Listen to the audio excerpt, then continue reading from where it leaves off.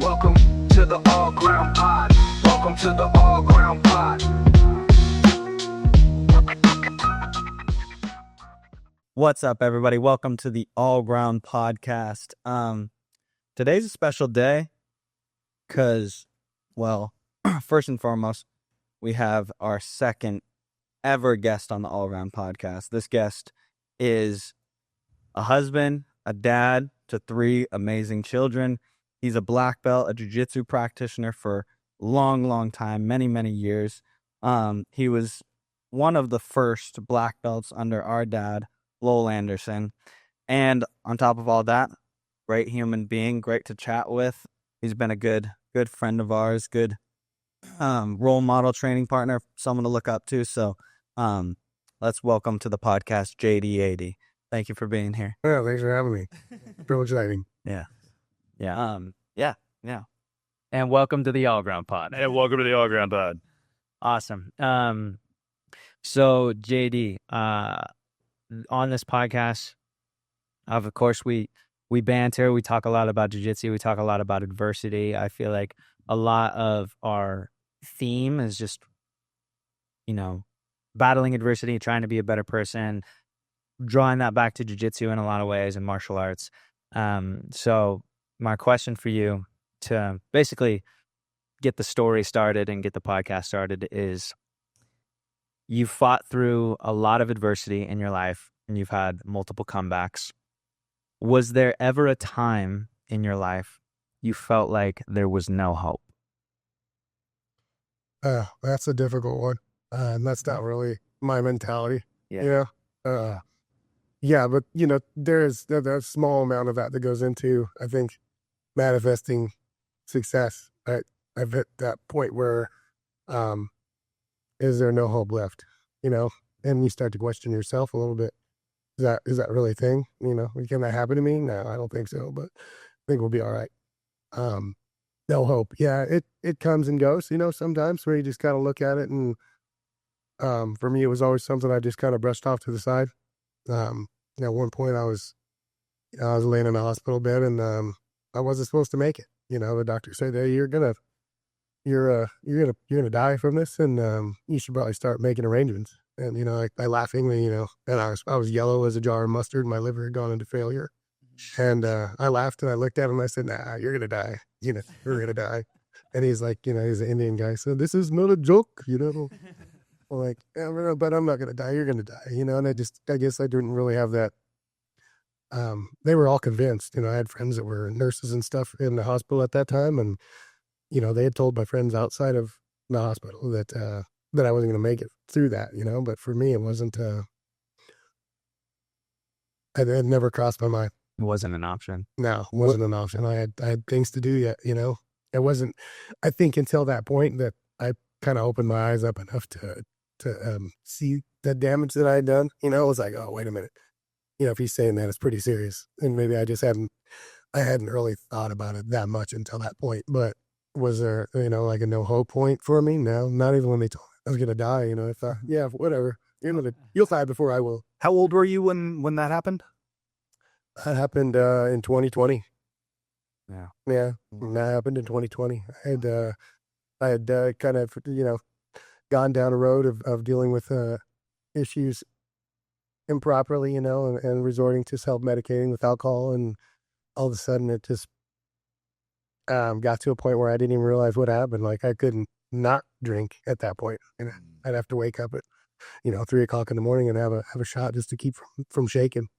I didn't even realize how I got to that point and what had actually happened, and how'd I get here? How'd I let myself get to this point? Kind of embarrassing. I think that hurt more than anything else. I was embarrassed. Like, how did I let this? People look up to me. My kids look up to me. My family. How did I let that happen to myself? Bottom line is, I didn't deal with things. I just brushed them off. Yeah. I'll be fine. But never did I actually take the, motive to fix those issues in my life. I had fixed many other things and always been able to adapt and overcome in many ways, but mentally I had blown things off and pushed them around too much to where the point where I made myself sick, and I was not supposed to actually make it. So That was a bad year it to was. do that. Yeah, 2020, that's a bad year to go to the hospital for other It reasons. was ruthless. Yeah, I was in a room all by myself, and I couldn't have any visitors. I mean, Yeah. they told me all this, and my family couldn't come say hi to me. They couldn't visit me. I couldn't see my wife, my kids, and nothing. And I was just alone in there. And my sister is a nurse on a care flight in Tampa, and she said, "I'm going to send you a book about liver cleansing, holistically, and try to get off the meds as soon as possible." So, that coming from a nurse of her caliber, I thought, man, I better probably try and do this a little bit more healthy than follow the path of here, take this and this and this and this. So I immediately did. And I clarified on pretty much everything with diet. I do not take a single medication at this point. Wow. Do you think that I'll be fine mentality going on, has kind of been like a double-edged sword in your life? For example, like when the doctor's telling you, hey, you might die. Yeah. And you're like, no, I'm going to be good. I'm going to be good. But also in like other cases where there is a problem, like you said, the alcoholism, there was a problem there, but you kept telling yourself, I'll be fine. We're going to make it through this. Do you think that kind of mentality can be like sort of a double-edged sword in your life, where sometimes it's not the best approach to take, and sometimes it's good for your mentality? Yeah, I think I let that fight portion of me kind of take over in areas where I needed an extra hand, and I needed to step back and ask for it. And that's a hard thing for somebody like me to do. Stepping back and asking somebody for something is just not my style. Yeah. I always figure it out on my own, but I kind of figured out how to do that and I talked to some therapists and stuff like that. And I think I'd went through 5 or 6 of them, like I just didn't like it. Yeah. I didn't like where this was going. I just wanted to, I'm out of here. I'll be fine without this. And I kept persisting with it. And finally I found one that just made everything seem like it just made sense. Yeah. And it was like in 2 sessions, I had accomplished more than I had in the 20 before that. And I really never actually went back. I just kind of used the tools that she gave me to accomplish those things from moving forward. Oh, Yeah. It seems like, you have the ability to adapt really quickly. You're able to take advice, and your own, like your body, your mind, although they're your greatest tools, they're also working against you in a lot of ways. Yeah. Well, that's another, double-edged sword, right? I think I've listened to him, but did I listen to him all the way? Yeah. All right, stop a second, take a breather, let him finish talking before you're like, oh, I got it, I'm good to go. Yeah, I'll see you, bye. It's like I had to actually, go back for another session and make sure that I had all the tools and how to use them, and they were really simple, when I came about it, and it was like, oh, okay. Now I can understand how to handle with those things a little bit better, and that was just something I wasn't used to doing. Yeah. That mentality of being like self-sufficient and handling it yourself, you don't need anyone's help, like you can do it. Did that stem from a young age? Was that something that your mom was like? Maybe? Yeah. So, growing up, I was, my mom was a drug addict. My dad wasn't around. I took care of my sister a lot, because my mom was around. So it kind of became an adult a lot sooner than I had, was supposed to have. Yeah. And you kind of get to that point in your life where you just protect. I was just protecting not only myself, but my little sister, and just making sure that everything was going to be fine there. So I learned how to handle it myself. yeah. But when you're a little kid, you're obviously not making the best decisions, right? You should be, because you're forced into this adulthood position right off the bat, and I'll handle it. I'll make sure that she's taken care of. But, that kind of pushed me into that zone, where I just took care of things myself because I didn't really have anybody else to depend on. When you were young, did that feel? Was there any point where you were like, man, this is not normal? This is not what normal kids are doing. Well, yeah, because I had friends, right? I had friends, and it was like I'd go over to their house and be like, "Hi, Mom. Hi, Dad. Hey, son. How was your day today?" And I was like, "Well, what the hell?" I come in, like, if I walk in my house at any point in time, there could have been, drugs and domestic violence going on and screaming and yelling, which is, is most of the time. So it's like, you'd walk into that and we'd walk right back out and go over to the Beaver family, you know, the Tigers. Just, hey, Levers. Yeah. Would you like to sit down and have dinner with us? Sure. Yeah. You guys do that every night? Or I'm like, that'd be great. Hey, I was up there. I only know how to cook a few things, you know? Yeah. Was there like a sense, you know, when you got to experience that at your friend's house with other families, was there a sense of resentment, you know, ever towards your mom or towards, you know? I think it was just in life, you know. I got dealt a shitty hand, you know, which is, you know, in my opinion, that's kind of BS. Your hand is your hand. You take what you got and you roll with it. You know, so don't blame anybody for it. Don't, you know, that's the kind of thing that I was doing. Yeah. You know, I was blaming things for it. And why couldn't I have been, you know, set up better? And why couldn't things have been better for me? And just realizing that all along, I'd made those things better for myself anyway. I didn't need that hand that I was dealt was just a hand that was dealt. So, yeah, chuck those cards away, get a new hand, and move on. Yeah. You know, so you just kind of adapt and overcome.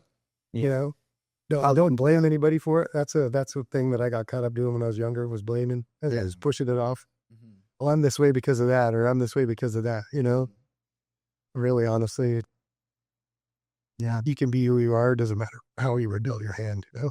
I guess it doesn't matter what happened yesterday. It's the choices you make, right? Yeah. You make choices, you form the person you want to be based on your choices. Right. Yesterday's history.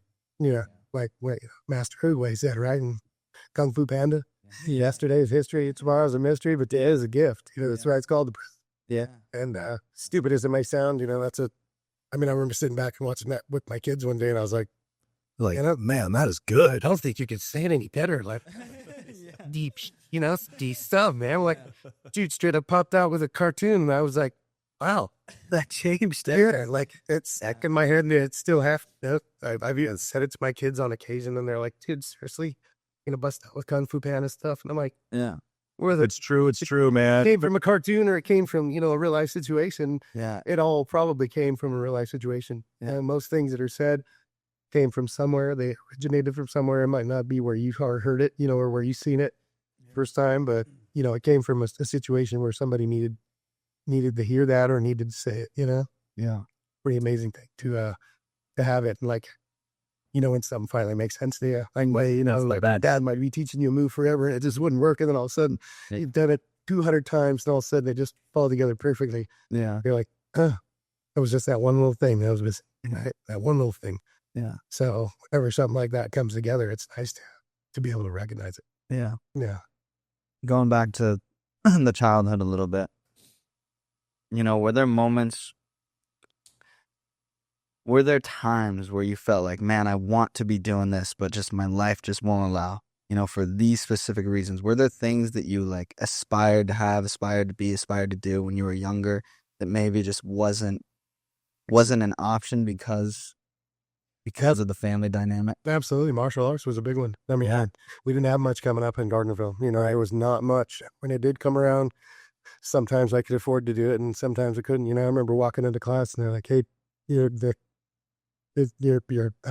dues haven't been paid. Like, you know, can't have you there anymore. And it was like, not only was it embarrassing, but it was crushing, you know? Yeah, you get told that as a kid. That's like, it's not my fault. Yeah, but regardless, kid, like, the bill's not paid. Yeah, I can't be here. So there were times where I just wanted that, you know, and I think I kind of carried that resentment, you know, with me for a long time. Like, why couldn't you just, you know, have been an adult and, you know, take care of your kid? But, you know, she had problems, you know, and then still, you know, stemmed from abuse and, you know, addiction and stuff like that she never, you know, was able to conquer, you know, still to this day. So. Yeah. Did you notice, like, was that just always from the beginning? That was your childhood, or was there any like specific change that you felt like, hey, this was the, you know, catalyst, you could say, for? So it went on and on in different ways, shapes or forms, you know, from the time I was born, you know, from what I recollect as being a young man, you know, there was times where I remember my dad was so passed out, like I thought he was dead. Yeah. And, you know, I was sitting in with stuff and finally I cried like this. Back in the day, like my parents had like like oil lamp looking thing, you know? And I remember just smashing him in the nads with that thing. finally he woke up. It'd been like an hour and a half. Like I thought he was dead for sure. And I was crying, and finally he woke up, and I was like, "Oh, you're not dead." But I remember like I think I was 7 years old, 6 or 7 years old at that time, you know, and then it just kind of snowballed from there. And then my mom and him split up, and we moved from Alaska down to Gardnerville. I was living in Alaska at that time, and then it would just be whatever new guy she was dating or whatever guy she was with. There was always seemed to be substance abuse and violence and, you know, yelling and screaming and stuff breaking, just chaos, a lot of chaos. And a lot of not having a safe place to like, you know, be quiet, to go home and like to be quiet. Right. So I mean, it's hard enough for kids. Like they go to school and they get bullied, they get pushed around, and just life's hard, right? And then you want to be able to go home and have like a home base. right. Well, there's times, you know, I'd get off the bus and I was a little chubby kid, right? And I got picked on a lot. So there were times where I came home, you know, off the bus and, you know, in tears. Like they just relentlessly picked on me. And I hit this one point. I was about 12 years old. A kid was a friend of mine, and he was messing with me. And I remember he punched me right on the chin. And I don't even know what happened. I've never like hit anybody before.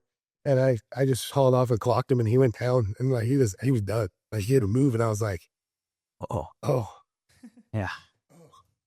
That was the moment you knew you were going to be a badass. yeah. And at that point, you know, like I think I was suspended like 9 times from middle school for out. Like my 7th grade year to 8th grade year, I got suspended a bunch of times for a body. But it was, I had a way to fight back. And I realized it. I realized it on my own. It wasn't anybody telling me that you could do this, or, you know, it just kind of happened. Yeah. Did you notice respect coming from that? Yeah. Yeah. And then respect.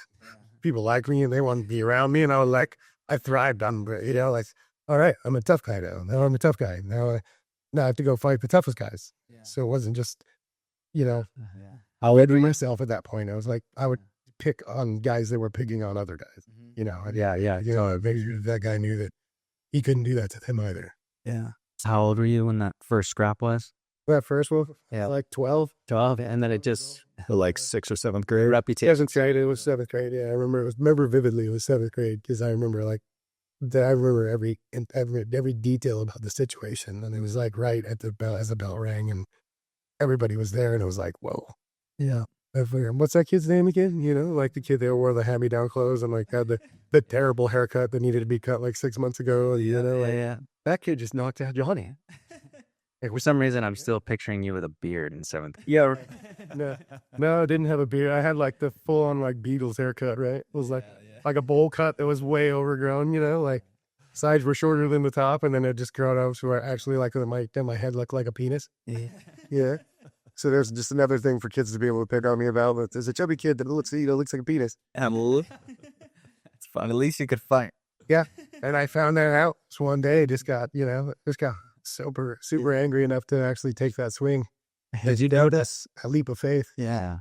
Did you notice a difference of like, hey, this might be like what I can do to, you know, have some friends, gain some people that, or like build some more, you know, rapport in the community. As far as like, I mean, kids are ruthless. I definitely thrived off of it. Like, you know, I felt like, all right, here's my opportunity to like, not be this kid anymore and to be somebody else. So, you know, I like kind of went on a vendetta. You know? Yeah. Anybody that said anything to me after that, I wouldn't even hesitate. You know, just It's on a crusade.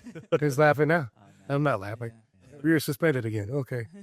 Yeah, you probably didn't care much about that. No, I mean, my grandfather owned a shop, you know, selling RVs and working on RVs in Gardnerville. And, you know, when I got suspended, I'd have to go work at a shop. And he'd ask me a few things, you know. And, well, what happened? I got a fight. Did you start the fight? No, sir. Did you win the fight? Yes, sir.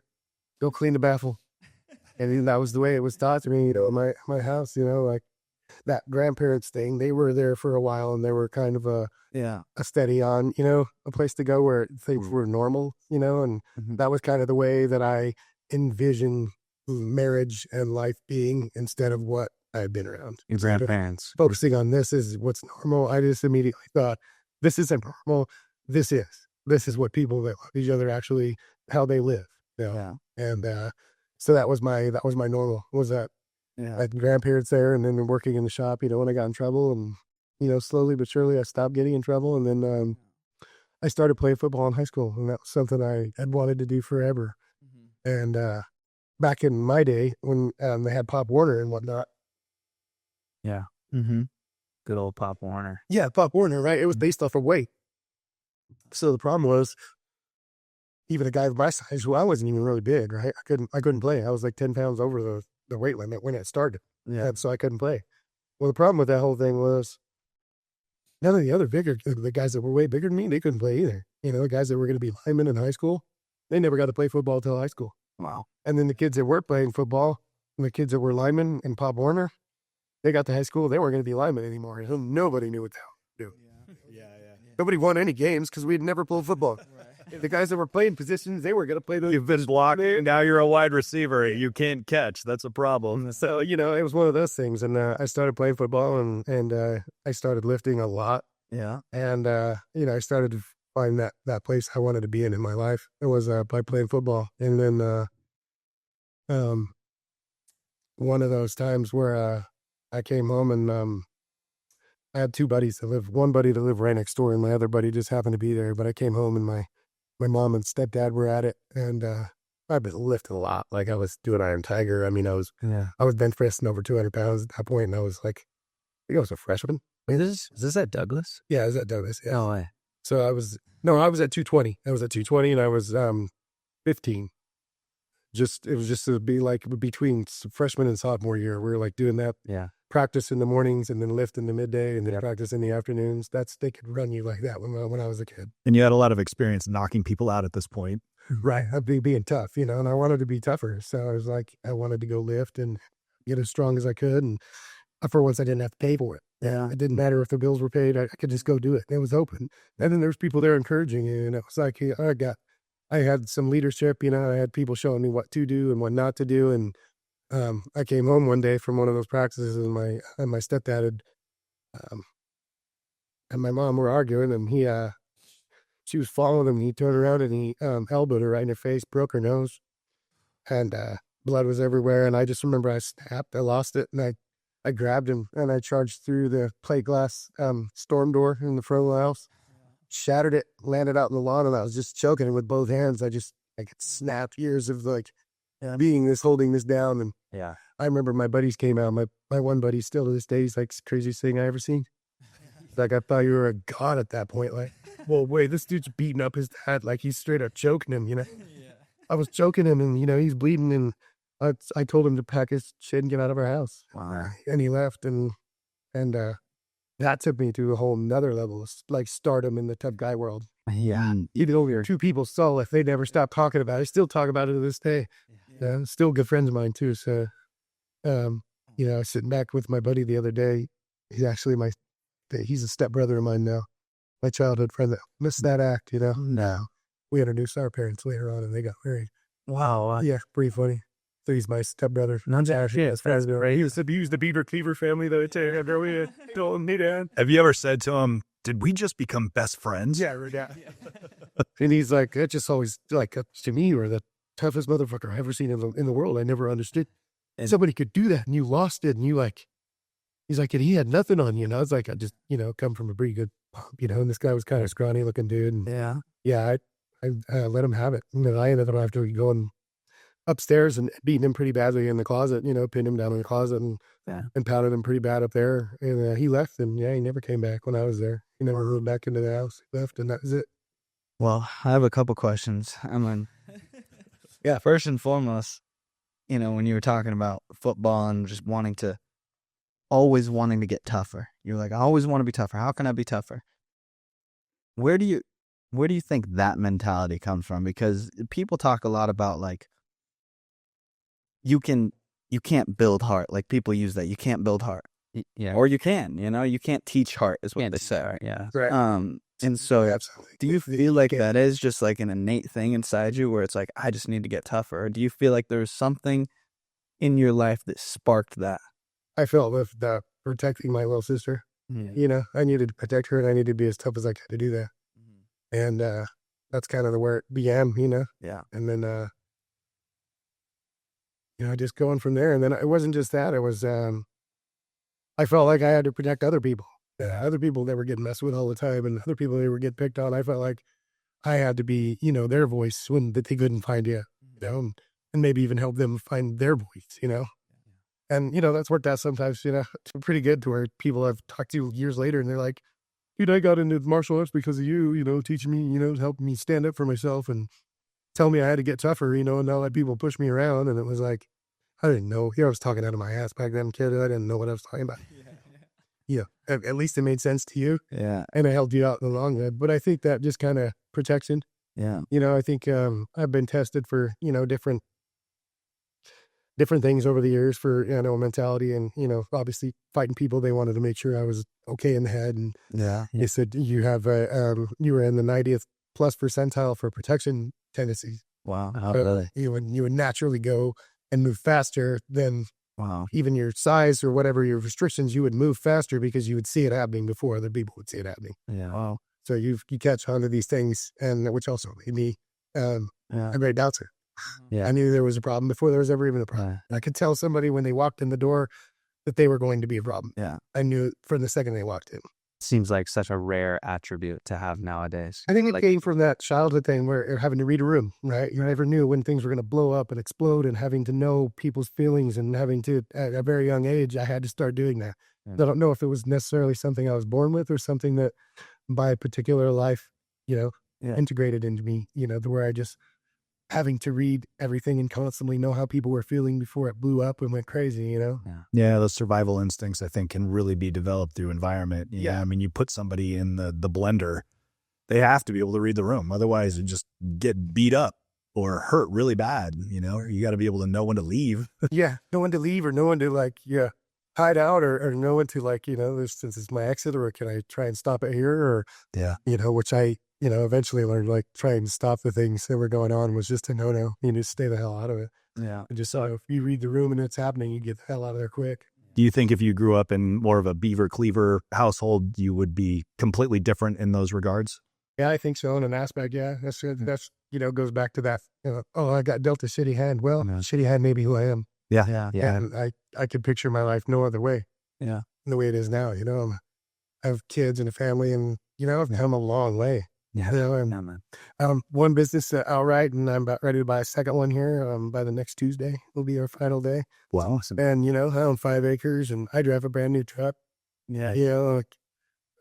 I couldn't have written it any better. Yeah, it just happened the way it happened. It happened because of that shitty hand. Yeah. Well, then I'm curious because, when did you go from the mentality to be, gosh, why did my life have to turn out like this? Why was I dealt this shitty hand? Why was I, in this family? And then go from the mentality to wow, I'm thankful for this. I'm thankful that I had to go through this to be this tough, to have this mentality, this work ethic inside me from all those experiences that have, guided me and helped me. Still a work in progress. Yeah. Yeah. Still, sometimes you're just great answer. Yeah. How easy is it to get down? You get upset about something. You're like, another thing, right? Here's got another thing plopped on me. And it usually takes me it doesn't matter what you plop on me. I'll be fine. Yeah, I was fine before all this started. I'll be fine after it. That's the outlook you have to have on life. And it doesn't really matter where you came from or, how your upbringing was. But if you have the outlook, I was fine yesterday, I'll be fine tomorrow. It doesn't really matter what happens today. I'll be fine. Yeah. I'll pick up my pieces and I'll go from there. Yeah. And I'll make a mosaic. Yeah. But they all don't have to match back together perfectly, right? I'll make my own artwork out of it. You just kind of, roll with it, roll with what you have. It's a Humpty Dumpty day. Take those pieces that you were given and roll with it, Yeah. I mean, just yesterday I was down pretty bad. I mean, things were just frustrating, not necessarily down, but I was frustrated with the way things were going. Yeah. And, I had to set myself down and be like, doesn't matter. Yeah. It really doesn't matter. Yeah. And I already knew this. When I speak to myself in the second person, this, man. Okay, puss. You're going to be fine tomorrow. You were fine yesterday. You were fine before all this started. You were fine the day you walked out of the hospital and your skin was hanging off your bones and you weren't supposed to live. Yeah. I mean, I literally looked like death. I mean, it was terrible. I had skin hanging off my bones. My eyes and my skin was yellow as a jar of mustard. I could barely walk. I remember talking to your dad. He came to visit me. I couldn't even jump up on my tailgate. And it was like, I'm not that tall, but my truck wasn't real big back then. And I remember just trying to jump up onto that thing and I couldn't do it. I kept trying. Being stubborn. And I'm like, I'm going to keep trying. I'm going to keep trying. And kept like almost falling down. Your dad's like looking at me like, you all right? And I'm like, maybe I should just stop doing that. That'd be good. Just don't do that anymore. Quit doing that, Yeah. But, just, I'll be fine. Yeah. I'll just one foot in front of the other and keep on going. 100%. Yeah, you and our dad have been friends for a long time. And, still drawing back to your childhood a little bit, one thing I've always noticed about you, growing up around you and around your kids is this strong sense of manners. Like it feels like your kids have great manners. It feels like you've always had great manners. Yes, sir. No, sir. Thank you. Please. Right. Was that something that you always had as a kid? It was like that was the grandparents thing. the grandparents. So my grandparents were married for 67 years before my grandfather passed away from complications due to a stroke. He owned his own business his whole life. He raised 5 children. He flew 26 missions over France in a B-24 Liberator bomber as a top turret gunner and a flight navigator. And, he raised all that work for himself and he loved only one woman. And manners were like tip-top to him. Yeah. Yes, sir. No, sir. Thank you, sir. And he said, you're never going to hurt anyone's feelings by talking like that. Yeah. Give me this or give me that or, just not even thinking about it. You're just kind of, let me grab that, instead of saying, hey, man, please. And that was something, taking my kids out to a restaurant, and, they'd come to the time for them to order, which I always made them do themselves. Yeah. And it was like, can I have a root beer? And I'd look right at them and go, hey, let's try that again. And they hear exactly, yeah, please have a root beer, and people would compliment me on that, nobody ever does that anymore. Yeah. Like, you're not going to hurt anybody's feelings for doing that. But that's something that my grandparents, they came from that old world, where things back then, you treated each other with respect. And it goes a long ways. Yeah. It might be something so minimal, but, somebody especially serving you food that's had a bad day. Yeah. Look right at them and go, hey, man, please have, or, when they ask you how you're doing, ask them how they're doing. Yeah. It doesn't take much. Just ask them how they're doing. Sometimes they're like, Yeah. and nobody ever asked me that, and that happens to be a lot. Nobody ever asked me that. Well, how are you doing? Are you okay? Yeah. It's like, well, I'm doing okay. It could be better, but I'm doing okay. Well, you know what? Today's the day. You can make the best out of it from here on out. Yeah. Yeah. I love what you, it's just so simple and so, it's,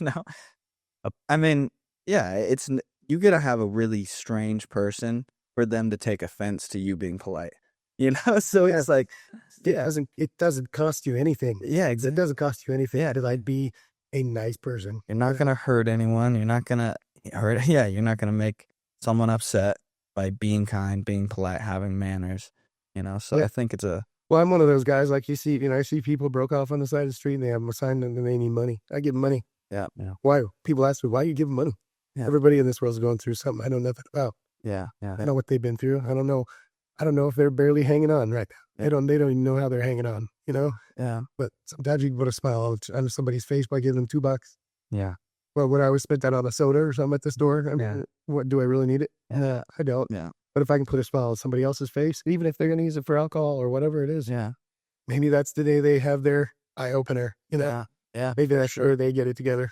Yeah. Right. You never know, but you can always be nice to people. Yes. It doesn't cost you anything. Yeah. Absolutely. So yeah, something I've always admired about you and your kids. It's just there's such incredible manners throughout, and you're right. It's something I aspire to be like. When I'm talking to people, and especially at a restaurant or a coffee shop or something. May I please? Thank you very much. Yeah. It goes a long way because it changes. It could change the day for people where people are being demanded. Constantly. Yeah, they're constantly. Yeah. Oh, I'll just take this. I'll take that. Give me that. Give me that. Blah blah. Because people are just rude. Yeah. Like it's how many times a day can you be served a shit sandwich? Before it starts tasting like shit. And my dad always said that. You can only eat so much shit before it starts tasting like shit. Excuse my language, but that's just the way that it was. Yeah. And I'd say, I don't know. One's for me, fine. One bite is probably plenty. I'm not gonna eat the rest of it. Yeah. That's what it tastes like. I know what it tastes like. So I think helping people out like that just by being kind or being nicer, asking them for something instead of demanding it. Yeah. Yeah. they're a server, but doesn't mean you have to order it, Yeah, you don't have to treat them like they're beneath you. I think there's a kind of a selfish part of us too that, take the DMV, for example. I mean, you go in there and those people, they seem pissed off at times. And then instantly you're like, well, if you're pissed off, I'm going to be pissed off too. And I'm going to be pissed off at you, Yeah. But then you're like, if you really break it down and think about it, like these people are dealing with people that are demanding and asking and like not being nice to them all freaking day. Yeah. So then they're conditioned to be like, you know what? Get your stuff and get out. Right. And so it's like, it can go a lot. It's too many sitting bitch sandwiches. Not eating another one. You can't just want to shove it. Yeah.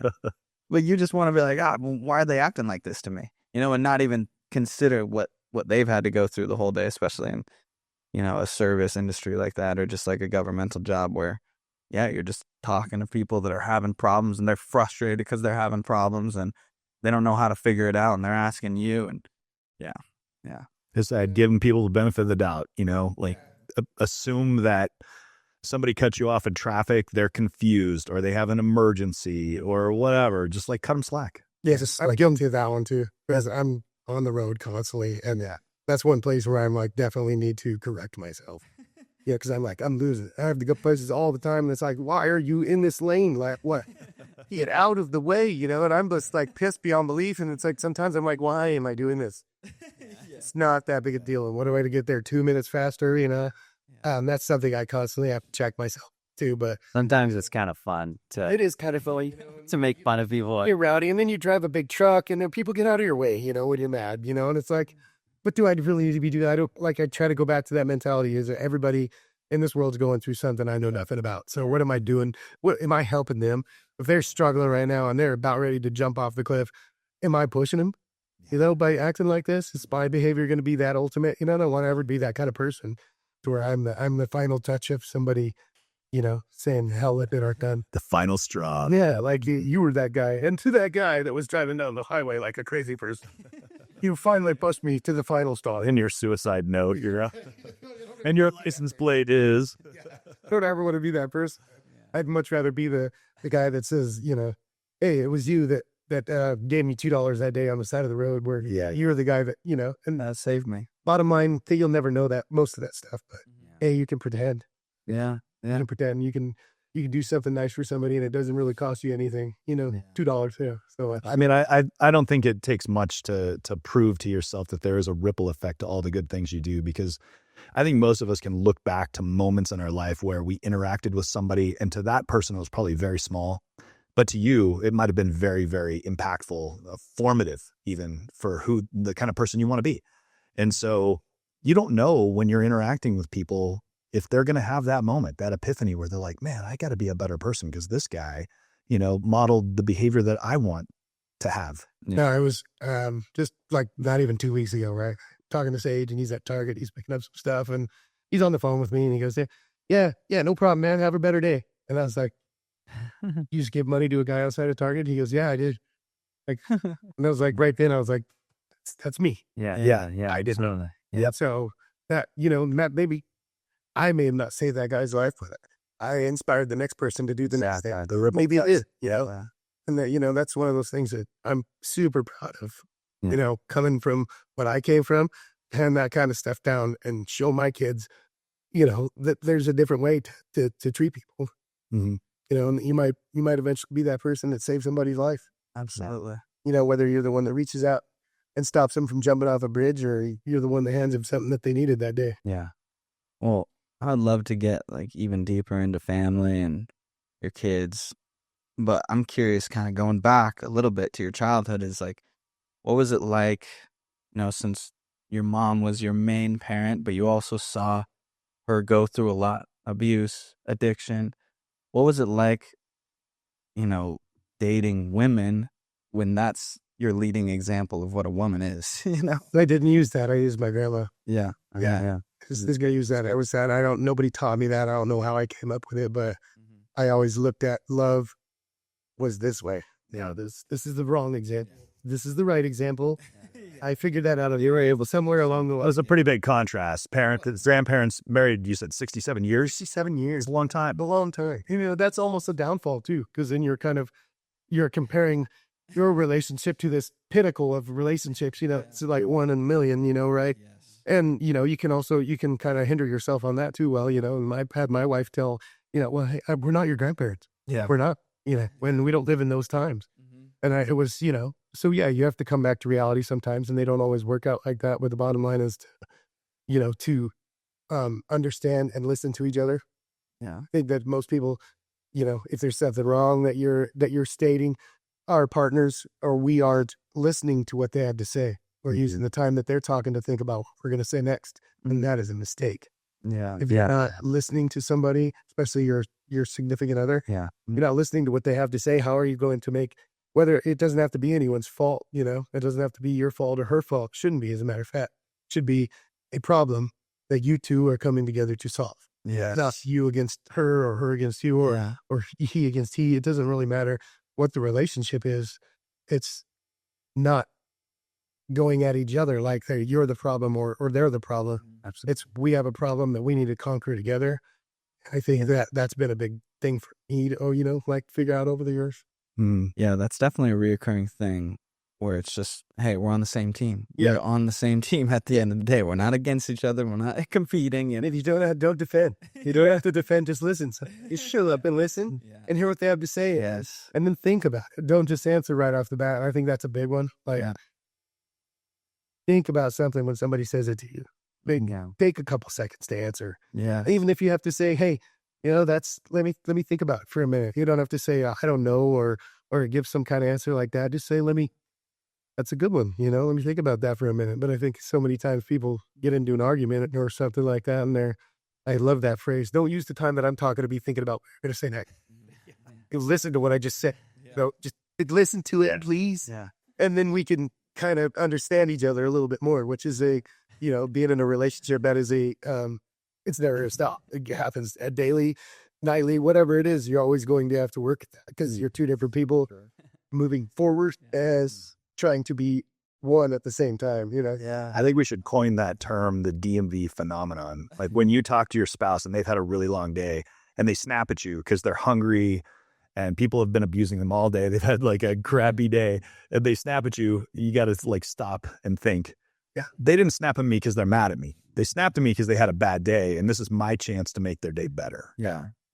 What can I do for you to make your day go better? Yeah, you're like, whoa, you're pretty upset. Yeah. I know it wasn't me, so what can we do? Yeah, there were times where, my wife, when she was working for the state, and she would have stuff like this. She'd come home and she'd be like, walk in the door and she'd be pissed. Yeah. I'd be like, shit, man, maybe could you go back outside and then try to come back in? I don't know. What else could go wrong, then that would, of course, make things worse. It's like, go back in and try it again. Shitty way to come in the house. It's like, what did you just say to me? Yeah. Nobody ever calmed down. Think about that at all. I just let it fly in there. So, yeah, just one of those things is like just kind of thinking, hey, anything I could do to make it better for it? You need something from me? You want a glass of wine, or you want to take a walk, or just give me some time, whatever it may be. And, a lot of times with kids, and it's like, keep them away from me for 5 minutes. Yeah. And let me have my time. Yeah. Okay. I can do that. Yeah. A lot of times it's just one of those things you just kind of need to unwind and put your brain in that different space than it was for the rest of the day. I'm not there anymore. I don't have to defend myself all day long. Now I'm in my home. I'm happy. You need that transition, Speaking about, proper communication and coming together as a team and helping each other out. I had this flashback of being at your table at your house, and it's like also a testament to the manners. But I remember we were talking and you started to tell a story. One of your kids interrupted and you were like, "Oh yeah, I'll let you interrupt me while I was talking, okay, or something." You said, Sorry for talking while you were in it. Yeah, sorry for talking while you were interrupting. Oh, my apologies for talking while you're interrupted. Wait. That would be something I'd say here. Oh, it killed me. I thought about it for so long. Yeah, it literally, and this came basket. Could be like, I'm so sorry for talking about you or interrupting me. But That's so. No, I never I wasn't one to like smack my kids around or anything like that. With Sage, there was once that I smacked him one time, and we never had that and I had kind of lost my temper about it. I always remember somebody saying, if you're going to hit your kids about something, it's once. Anything more than one is anger. Yeah. And, but I never did that. It was just that once where I would smack him in the back of the head and he turned right into it. I smacked him in the nose and he got bloody nose, and we're chasing each other around the tent. I'm trying to see if he's okay, and he's telling me to get away from him, and it was like, all right, just give us a minute. Hey, that's not how I meant this to go down. I would just, if I had something to say, it was usually just like hey, what are you doing? Yeah. What are you thinking about right now? Yeah. And it was just that, give me your attention before you're letting your brain get ahead of you. The cart in front of the horse, I always say. Yeah. You're letting the cart get in front of the horse, and then we have a crash. Yeah. So, but yeah, I never was one to like smack my kids around or anything like that. And I just was trying to lead by, by example as much as I could. And it wasn't always the best example, but my kids, they see me fall, they see me fail. You see me screw up, but they never saw me quit. Yeah. Yeah. It's huge. Yeah. That's actually my personal mantra in life. Never give up. Yeah. That's it. I mean, because that's really all you have. You're going to have your low moments and your high moments. But if you just say, no matter how bad it gets, I'm just never going to give up. Yeah. That keeps me going in the low times. Right. My son actually went and got his first tattoo, to cover up his broken arm scar. Yeah. But it wasn't really, he had to do it over here. But it was just a Scottish phrase that comes from our family crest. And it was Doom Sparrow, which means, well, I breathe, I help. That's awesome. And I said, why'd you choose that? He said, well, I said, wait, you got sick. You never gave up. Yeah. Mm-hmm. Mm-hmm. So I inspired hope again, even through my own failures. Inspired hope with somebody else. Yeah. Yeah, I think there's something to be said about even going through your own struggles, and even at your low points, it seems like you've always been such a giving father and an available father. Yeah. What can I teach out of this? Yeah. Yeah. I really screwed up. I really made myself look like an idiot. What can I make a good point out of it? Yeah. Can I make this a lesson of some sort? Yeah. And bottom line is, yeah. Yeah, definitely. I mean, we've seen our dad go through a lot of struggles over the years, and just, there's no love lost there. I mean, Laird and I respect him more than anything and look up to him still every day. Yeah. He's been a big one for me too, Yeah. And he always had such a calm, like, demeanor about it. Just don't do that anymore. All right. I feel like in parenthood, there's, everybody in the world is struggling with battles internally, right? We all are. And there's this dichotomy where you're a parent and you want to be the best parent you can, and you're still dealing with your internal struggles.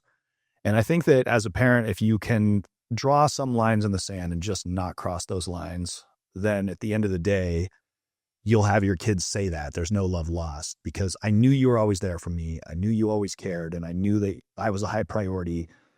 And I know that you had your failures, and I know that you had your struggles, but you didn't cross those lines. You loved me all the way through it. And I think that's really, really important. No matter how big the struggles are as a parent, don't cross those lines. Yeah. And then, even, sometimes the lines get crossed that you've drawn too, and sometimes it's true. It's not, the fact that you cross that line is how you react to it, how you recover from it, how you dictate yourself afterwards. I clearly made a mistake. I clearly crossed that line that I never wanted to cross, and I did it. And now, how do I rectify the situation? How do I make it better? Yeah. Make sure that line doesn't get crossed again. And how do you reinstate trust? Which is a big one. Yeah. You've broken trust with somebody, and it wasn't necessarily from whatever it was, lying or whatever. You broke trust with somebody by not doing what you said you would do, and or just losing your way for a while. Trust is a big thing, especially when you've broken it, and to try and rebuild it again. And it's just one of those, you just can't stop working at it. So you always have to do it. Yeah. Always there. Well, you certainly don't rebuild trust by making excuses. No. You don't seem like a big excuses guy. You seem like a own your mistakes kind of guy. Total responsibility. Or like assholes, everyone's got one and they all can stick. Yeah. That's something that I don't even remember where I heard it, but I just loved it. You know, for a second, it was spoken to me. I was like, that just makes perfect sense. You know, yeah. There is no reason to say that. Yeah, I screwed up. You know, say that you screwed up. I think one of the worst things you could possibly do is deflect, you know, a decision that you made that was poor or whatever, and say, oh, I did it because of this or that. You know, try and find the reason that you did it, and try and find how you can make it better and not do it again. Yeah, of course you did it for a reason. Yeah, but that doesn't matter. You did it. Yeah, own it. Yeah, Yeah. own it. Yeah, don't blame it on somebody else, and that's the sole reason for it. And and like it gives you a free pass to do so. I don't believe in that one single bit. Nothing that ever happened to you gives you a free pass to act it like an ass. You know.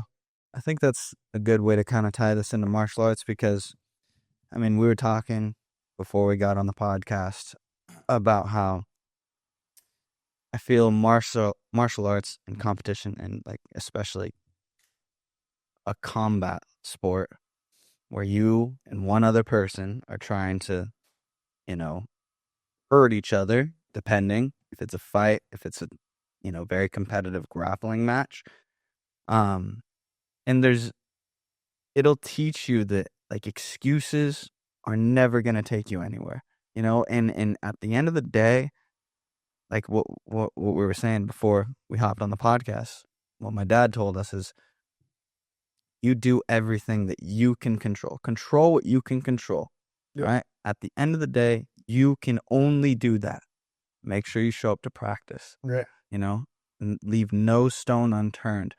And like, after that, there should be no excuses. If you lose, it's because that person was better. He had a better strategy, better game plan, you know, but you don't want to go in there thinking, man, I definitely didn't put the work in. Yeah. You know, I missed a day. I shouldn't have done that. You know, that's pre-excuse. That call? Yeah. Pre-excuse. Yeah. Pre-excuse. The knee kind of hurts right now. Did your knee occur yesterday? You were running up and down the stairs just fine. Yes. Are you pre-excusing? What's up? Yeah. I go, you're worried that you might not win. Yeah. And so you're trying to make up a reason to have that, you know, be what happens. Yeah. Oh, my knee was hurt. Well, yeah, so what? You're a fighter. Yeah. Something's going to hurt all the time. Like I try to set 100%. I try to tell people that in jiu-jitsu. They're like, oh yeah, is it normal that like my feet are all scraped up, my elbow kind of hurts? I'm like, hey, now that you're doing jiu-jitsu, something's always going to hurt. You know, like if you're doing jiu-jitsu, something's always going to hurt. Be grateful. Be grateful you've got something that's always hurt. No, your middle finger's not supposed to be able to touch your wrist. The back of your wrist. You know? And then moving forward, it'll be a good thing. That one finger can do that. The other ones will hurt, but that one won't. Yeah, it is a great, I mean, so martial arts teaches you a lot about yourself, you know, and there's nothing more like humbling than getting out there and getting your ass kicked by someone and knowing like, hey, I'm really not that tough. You know, I'm sure you've had experience where you probably grew up fighting people, winning, and thought, man, I'm a tough son of a bitch, you know, and you are mentally, right? But then there's the skill aspect. Yeah. Where it's like, you go up against someone who's been training for a long time, and you're like, "Whoa, yeah, this changes things." You know, I grappled with Jocko. Actually, that's a picture how yeah. We were both brown belts at the time. I was doing really good. Yeah, you know, and I was doing really good against everybody else. And then I grappled him, and I think he submitted me like 3 times in 5 minutes. Yeah. Seriously, right now, and then the next day I ended up submitting a black belt at Victory MMA. Wow. Yeah. I was on cloud 9 after. But the day before, I just got my ass handed to me by Taco.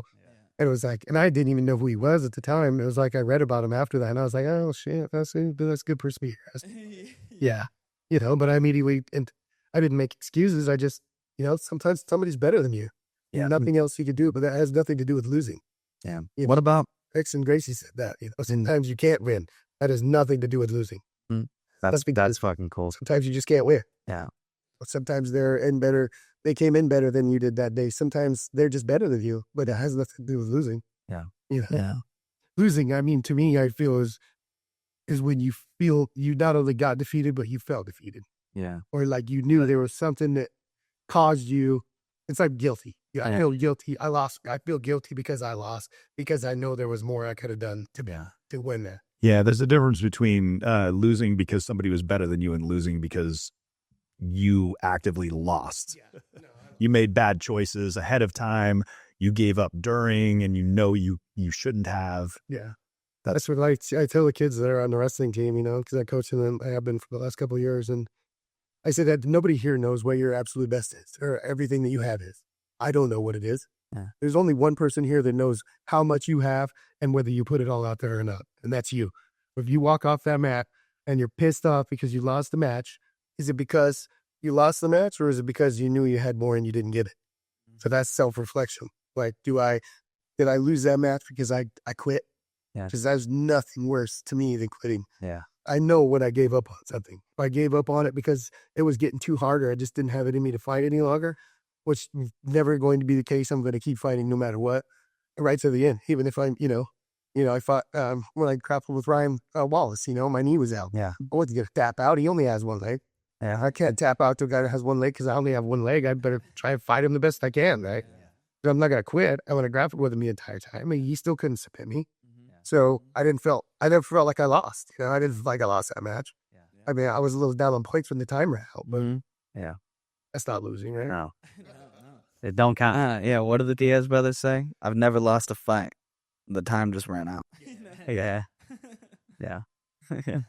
So Something like that. There's a difference when you put everything into it or when you give it up. Yeah. When you give it up, I think that is a reflection of a true loss. Yeah, that's powerful to realize too. Like you were saying, you don't know, whether they're giving it their all or not. That's something only they really know. Yeah. But I think that's the beautiful thing about combat sports is you can sort of see when that comes out. You can see when someone is forced to dig deep, or when they get to a certain point where it's like, they kind of accepted defeat there. It's a little more visual because. I mean, I could see it, but it's the bottom line is I tell those kids that there's nobody here that knows it other than you. Other than you, yeah. Beating yourself up for it, then is it warranted? Yeah. Have you beaten yourself up because you gave up? Yeah. Is it? I'm not mad at you.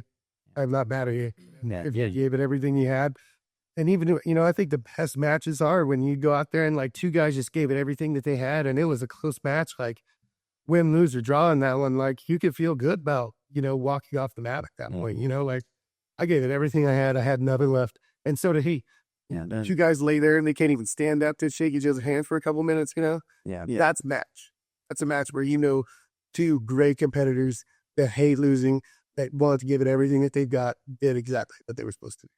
Yeah. Adversity will show someone's heart right away. Yeah. Like you can learn instantly about someone's heart and mentality through adversity. Last night I was watching the Tuesday Night Contender Series that Dana White does, and you fight for a contract. You fight another person that's a tough person, and you fight for a contract. And that night, after you fight, you figure out whether or not you're in the UFC. And there's these two females fighting, and dude, it was just a war. I mean, cuts on their face, swollen. One girl looked like she had a broken jaw. Her face was like puffed up over here. And this was the first round. And I just remember like watching it and thinking like in their corner right now, man, 90% of people would not want to go out and fight more. 99% of people would not stand up after that and be like, all right, we're going to fight for 2 more rounds. Hit me some more on my broken jaw. Yeah. And so you just get to, I think you don't want people to have fights like that. Like when I'm teaching, some of the MMA fighters in here, just, one of them, I don't want them to have a fight like that. I'd prefer to avoid that, but you're going to learn a lot about someone, through That's that. when you see the best of it. Exactly. And I know like watching Elias, he's had really, really tough fights. And his first fight, particularly his first professional fight, was just a knockdown, drag out fight. And one thing that we learned that, we'll always know about Elias is that when things get tough, really tough, you're not going to quit. You got to keep throwing it in there. Exactly. Whatever I got, I'm going to throw everything, including the kitchen sink. Yeah. Whatever we got, we're throwing it in there. Yeah. I'm going to use every one of my tricks. I might even poke them in the eye if nobody's looking. Yeah. Oil check them real quick. This is the podcast about dirty fighting. No, it's just one of those things, when you get to that point when you're a dog in a fight, Yeah. and there's also the fight and the dog, and then you got both of those happening at the same time. Yeah. Oof, somebody's got to think about cheating. You haven't thought about it. You haven't wanted to win. Well, I'm going to grab a glove. I might grab the hair a little bit. It's just if I just do this really fast and I could get the upper hand or being here. One of our kickboxing coaches back in San Jose used to say, if you ain't cheating, you ain't trying, man. You haven't at least tried to cheat? Yeah, you thought about it for a second? Just a little You bit. haven't tried. Yeah. Yeah. It's just being a little more violent. I remember our dad used to, when we were younger, like he would mount us, doing jujitsu. And I remember sometimes he would just grip my hair and just pull my head to the side and then start walking my arm up and locking in an arm triangle. And I'm like, what are you doing? It's illegal. That's not fair. He was like, yeah, sorry, bud. Or he'd grab my ear and he'd just pull my ear across. I'm like, ah. I do the same thing. Just age. Yeah, we're grappling nowadays, and it's like I'll straight up pitch his nose closed. Yeah. Doing what? Look off. Grappling, I'll smack him in the swollen area. Yeah. Stop it. Yep, that one's already swollen. Yeah. I know. I want to see how big it is. JD, you grew up fighting and, getting into brawls. How did you find jiu-jitsu? How did you start doing that? What was your first jiu-jitsu class like? I feel like I don't even really know the story. Yeah, so it was when your dad was up in the loft, right? And Yeah. I loved, I wanted so bad to learn jiu-jitsu, right? Since like the early 90s, UFC 1 came out and Hoist was out there and it was like, what the hell is Brazilian Jiu-Jitsu? And why is this little skinny dude beating the stone out of everybody? Yeah. And I was like, I have to learn, but it was Garnerville, Nevada, right? There was no Brazilian Jiu-Jitsu, we had Kelly and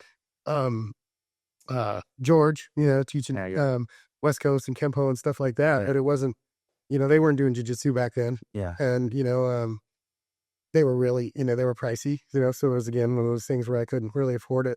It was Scott Hyde, who was my good friend. He's an Asian dude, and he started with your dad before I did. Yeah. I was like 340 pounds. Wow. Yeah, like 340 pounds. Oh, wait, actually, I remember the picture. You with your white belt. Yeah, that gi, the white gi, the white gi, and the legs were all cuffed out because the legs were so short. Yeah, and it was like, I hated it. I absolutely hated the gi. Like, I could not stand it. And I thought it was the dumbest thing ever. No, I'm not going to train in that. I was like, how do you get belted higher? Well, the first thing you got to just wear the gi. Yeah, it has a say. It was like, oh, okay, this is Step one. This is lame. I got to wear a gi? Come on. And I was like, so claustrophobic in it. I just hated it. Yeah. But it was Scott Hyde, was a good friend of mine. He started that with your dad first, and he got me out there. And because I love fighting, and I was always, I was getting fights. I would get in fights sometimes 2 or 3 a weekend. Kind of like I went out to the go drinking and stuff like that. And I was looking for the other guy that wanted to fight. Yeah, I wasn't like starting fights. I was looking for a guy that wanted to fight, and we ended up fighting. Yeah, that'd be awesome if you fought our dad while you guys were out one day and they took in this crazy scrap. Right, because I would have looked at it like, yeah, this pussy's going hell. Yeah. He's all fun, got his hair all perfect and everything. He does have nice hair, doesn't he? Yeah, he's almost perfect. I would have definitely not assumed it would be. I would have got my ass handed to me really fast too. But afterwards, you guys would have looked at each other and been like, "Did we just become best friends?" Yeah, right. It's like, that guy's really tough for a fat guy. No, I went in there and it was something I decided I needed to do because I was 340 pounds. My wife was pregnant with Sierra and Sage at the time. Mm-hmm. So it was literally almost 20 years ago. It would be 20 years ago this winter. Wow. It was the first time I walked in there. Yeah, it was the winter of 2005 when I walked in there. That was my New Year's resolution was to lose some weight and to learn how to do some jiu-jitsu. And I walked in there and it was like John Murray and Justin and your dad and there was Hummels on. Yeah, they just armbarred the shit out of me. Like, I walked around like this for like 3 months. I couldn't get my arms down anymore because they had armbarred me so much and I was so stupid. I would hang on as long as I could, and my tendons were so ruined. Like, I literally couldn't put my hands down. Yeah. And those guys they beat me up. They beat me a lot. Yeah, man, that old school crew. Yeah, that's awesome. Yeah, that's like I'm into it with those guys. And then there was a few guys that I could do all right against, and Scott's like, he's got some really good hands too. And your dad was like, well, that's good, and give us something to work with, and then I just kept on going, Yeah. I had to get comfortable with the gi. It took me months to get comfortable with the gi. I think it was until he moved to Carson from there. There was this little loft above that gym. Yeah, I remember. I remember you guys were just little tiny guys. That was 20 years ago. Yeah, it's but 7 years old. Yeah, no, that was like 20 years ago. Yeah, crazy. Yeah. So it was, you guys were just little, and we moved to the gym in Carson. Yeah. And that's where I started training, and that's where I started wearing the gi more often. And that was when we were doing. I was training a lot back then. You know, I was training. We were doing jiu-jitsu and Muay Thai back-to-back classes, and it was like, Yeah. you know, Kelly'd be like, yeah, "We're not going to leave till somebody throws up, till somebody pukes. We're not leaving." And it was like, "Who's puked? I'll pay you like money." Please stick your finger down your throat. Please. So you're here. I'll stick my finger down your throat. You stick your finger.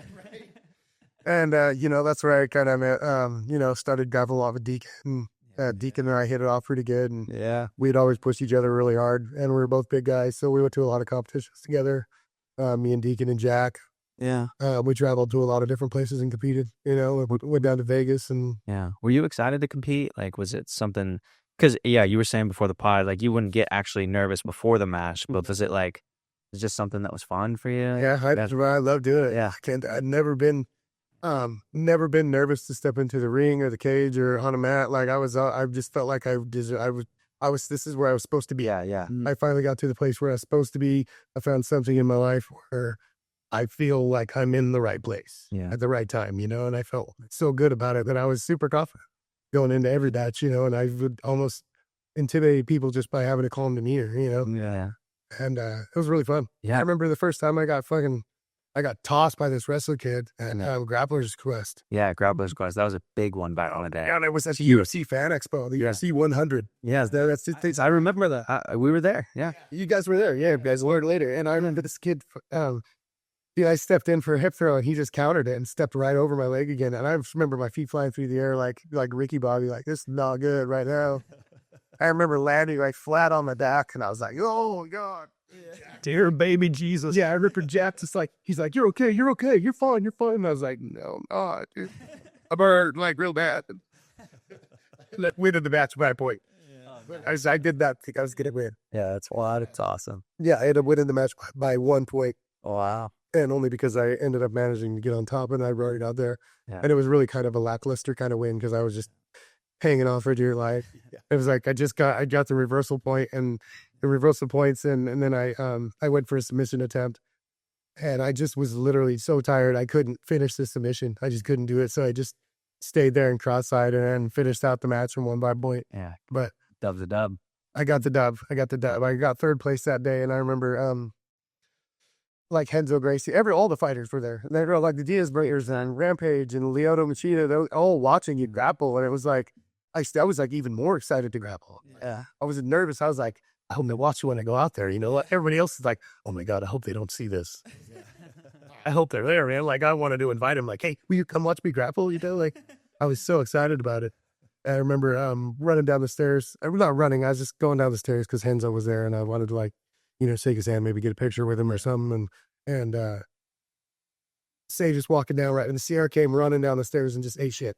Yeah. And Renzo picture it. Oh no, She's like, oh my God, she's beautiful. She's like a picture. Yeah. And so we ended up taking a picture with Renzo, and he's holding Sierra, and I'm holding Sage. Wow. So I got my picture with Renzo. That's pretty fan. I still have all those pictures still with me today. You got to remember that move. Anytime you see like somebody you want a picture with, just like, all right, kid, fall down right. Knocked my daughter down. Yeah, that's trip. She's the most violent one. Everybody runs for her. Was that Henderson and Bisping? Was that fight? I thought we watched that in Vegas. No. Did your family live in Vegas at one? Yeah, because they went over to us. Yeah, that's right. No, there wasn't Henderson and Bisping. It was because Chuck was still fighting. Yeah. It was I feel like it was a Liddell fight. Okay. But everybody was still fighting. Like Rampage and Lyoto were fighting, and man, I don't even remember UFC 100. I feel like it was Henderson and Bisping. Maybe it was. Yeah, I think so. I feel like I remember sitting in the living room at your family's house. At the family's house. Maybe I'm just blending two memories together. But either way, it was awesome. Yeah. That whole weekend was super. We kept Ricardo down there with us that time. Remember Ricardo? I remember Ricardo, yeah. Yeah, we took him down there. He got all hammered and threw up on my in-laws' backyard. Great. Yeah. And it died. The lawn died there in that spot for every year. Every time I go down there, my wife's home will be like, there's that place where your goddamn friend threw up over there. It's a nuclear bomb, eh? The heck? It's like, sorry about that. Yeah. It's hard to get grass to grow in Vegas anyways. When you throw some, whatever it was, some strange sort of tequila that Ricardo decided to break. Yeah. Well, you were also there. I mean, you were around when our dad was still kind of competitive. He was competing every now and then. Like, pretty rarely, I feel like, at that point too. But what was it like watching that? Like having him get prepared? Did he utilize you guys a lot? Did he? He did, yeah. He utilized us as much as he could, and he'd have us put him in bad situations and hold him down, and not like I could ever really hold him down, but Yeah. He's just the epitome of like pressure. I've never met anybody that is equal to him, and in one way, shape, or form. Yeah. Never had a person get on top of me and feel like your dad does. Yeah. Your dad would make me like hate my life. Like, all right, dude, get off. What is the deal? How do you feel that heavy? Right? I'm grappling with guys that are 300 pounds and they don't feel that heavy at all. Like and then he gets on me and I'm like, like, cause I feel like my stomach was touching my backbone at all times, I feel like Laird got that from him. Oh yeah, Laird got that. Laird is our pressure guy. Such just a ridiculous amount of pressure. And it was like, and then, over the years of like transitioning and your dad would always tell me, throw your gi in your bag when you go on places, go check out. So I did. I started going every time I went somewhere, I'd throw my gi and I'd go hop in a class somewhere. And it was like every time I went somewhere, I realized how much different my instructor was from other instructors. Yeah. Because I'd go after other instructors if we were there and, we're high level and, we're grappling. It wasn't like I was, I wasn't trying to like, we're rolling at the class. Yeah. So I was rolling with them, but I've never felt anyone have that kind of relentless pressure. Make you want to die. And just finish it off. Yeah. Please. Away with me. Slice that. I don't want to be here anymore. It's tough. Did you ever experience instructors not wanting to roll with you? Yeah. Quite a few times. And that was kind of I don't know, maybe a bad judgment on my part, but it was something I didn't really care to, If you wanted to avoid like grappling or especially high level guys, then I just kind of felt like maybe your money wasn't where your mouth was, but you'd see it repeatedly from different instructors. Yeah. Yeah, I don't know what it is. Maybe the way that our dad taught us or the way we grew up. Because, from a young age, our dad was, we were still in like a fairly small community as far as jiu-jitsu goes. So it was like he would bring his friends over to the dojo in our backyard. Yeah. And Elias and I, 13 years old, would have to be training with these big, all this grown man. And so it's like, our mentality was always like, we got to get these guys. We got to go hard. These guys. They're stronger than us. We got to go hard. We better get them. So no, you didn't. And you'd always talk shit too. I hope you're ready to get tapped out today. And I'm like a little kid. All right. Pack a lunch, okay? Pack a lunch. Yeah. Though I can't ever remember tapping JD up. I think you tapped me out in my living room one time around there. I think that's it. Hey, it wasn't a tap. I went to sleep. We just sleep on that one. Yeah, I remember we were watching the fights, and JD was like, he told us both. Yeah, he was like, "Yeah, I'll grapple you both at the same time." And so Elias and I just start getting after him, both of them, one on his leg, one on his back. Yeah. I can't remember who put a choke in. I think it was Laird. I think you sunk the choke in. Yeah, well, I just remember waking up, I'm looking at the TV, I'm like, them sons of bitches fucking choked me out. He did it. I walk in the living room, the dining room, and Lowell's just kind of had this shit-eating grin on his face here. He told us both crappily. I'm just mad about it. Didn't tap. Doesn't count. Truthful. Yeah. It's that bison mentality. Bisons, when they see a storm coming, they run into the storm. Yeah. So it's traveling toward them. They run into it so they can pass through it fast. Really? Instead of running away from the storm, so they effectively end up in the storm longer. Wow. And so this mentality of like running to the challenges, run through the challenges. Yeah, no doubt. Yeah, the only thing, I say, if you see me running, I used to say, if you see me running, like, you should run too, because wherever. Yeah. And then I'm like, yeah, because that's not true, because I'm like, if something's chasing me, it's going to catch me, and then I'm going to be called a tire. Let's turn around and fight it right off. That's how I'll be fresh. Yeah. Would you run at this? No, probably not. I probably might have a tendency to think I would run, and then I'll be like, I just might as well face it now. Yeah. Because I'm going to get tired. Yeah. I remember training for a fight, and Buck was like, put your running shoes on and then do 6 laps around the building. I was like, no. And I started wrapping my hands up. He's like, what the fuck are you doing? Yeah. I'm your coach. You have to go run around the building. No. Dude, I've had 5 knee surgeries. I'm not putting I'll stand here and hit pads and spar all day long, but I'm not running with my knees the way they are on hard surface around the building, I'll do whatever you want, but I'm not doing that. That hurts me too much. Yeah. And he just was like astonished, like, what are you doing? I just told you to run. Yeah, not doing that. I just rubbing my hands. Sorry, buddy. What are you going to do? Whatever else you want to do, but not that. Hey, why don't you go for a run? Yeah, you go. Wow. Where'd you get that chicken? What chicken? The one you're riding. Stop skipping leg day. It's hilarious. Oh, nice. So, yeah, you keep training. You have a couple of MMA fights, right? Or Three MMA fights. Yeah. Yeah. Won them all. That's so awesome. One by TKO, one by guillotine, and one by armbar. And I went to the second round once. That was my last one. I was kind of frustrated with it. I remember Brian. All right, how do you feel? I go, well, I don't want to sit on this fucking stool again. You know. Yeah. Well, go ahead and go out there and finish it then. Okay. So I did. Yeah, that's awesome. I did. Yeah. That was exactly how Brian would say that. I could just picture him saying, Yeah. just how about you go out there and finish the. All right, let's go out there and finish it then. Okay. That's what I'm going to do.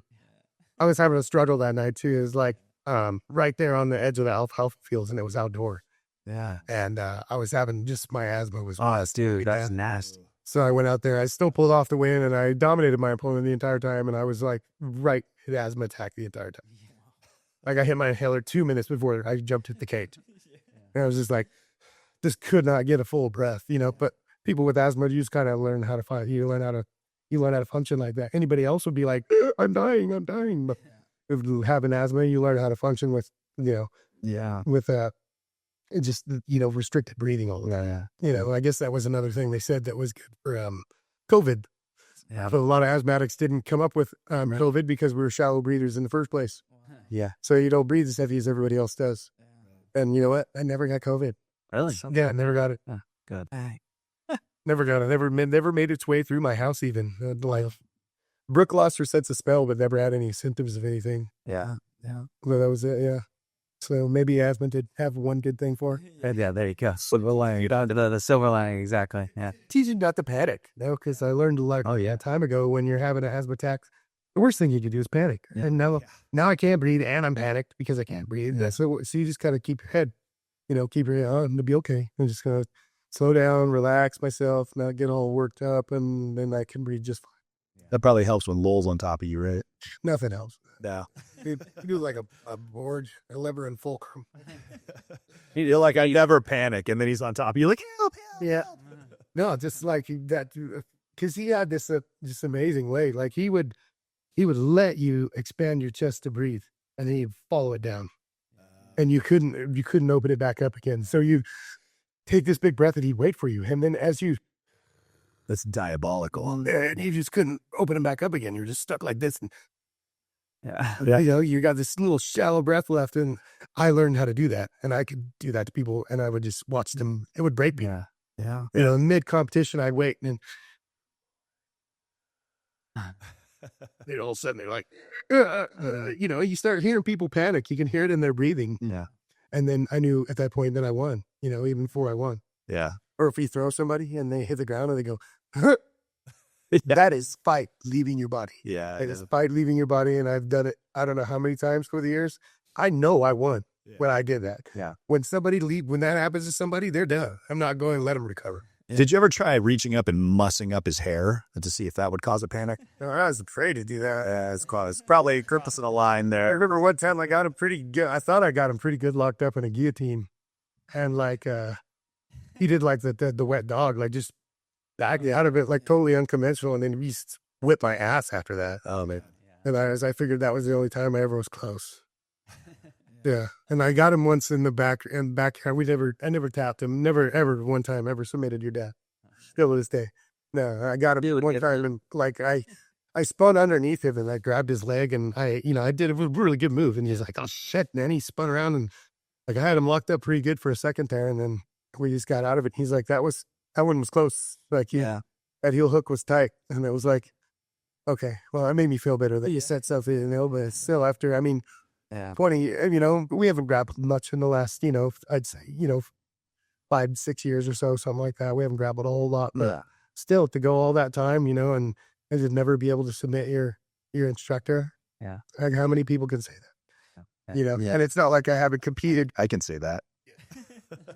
And yeah, and how many feet? That means you got a quality instructor because they're not going to let you beat them. Yeah. You know, Yeah. they'll let me lock something in if I was doing everything perfect. Yeah. And they'd get out.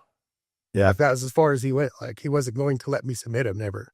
One of the things I loved about growing up in that age of jiu-jitsu is we were doing everything in the gi. We were doing heel hooks in the gi.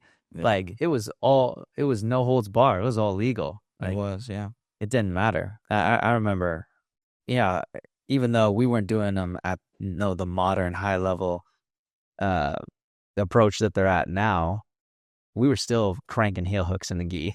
Yeah. And I remember trying to do those a lot, especially as a smaller guy, and we're rolling with Katie and Jack and a bunch of bigger guys. I was like, I'm looking for heel hooks on these guys. Yeah, Yeah. for sure. That was fun. Yeah, it was different. I mean, jiu-jitsu was different. Now every gym you go to is more like they're focused on sport, you know, and even though, you know, we're young still, we grew up in a time that jiu-jitsu was not as popular, not as prominent, not as, you know, Vast. yeah, not something that you could easily seek out. And so the rules were different, like the gym rules, everything. I'm curious, JD, if you have enough time. Yeah. How you doing? Okay.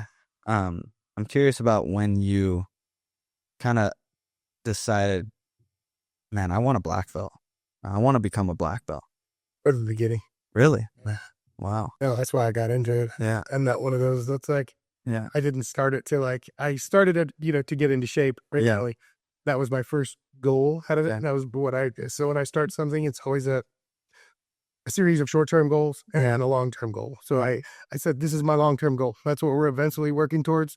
But to keep myself, it's like straps on a belt, right?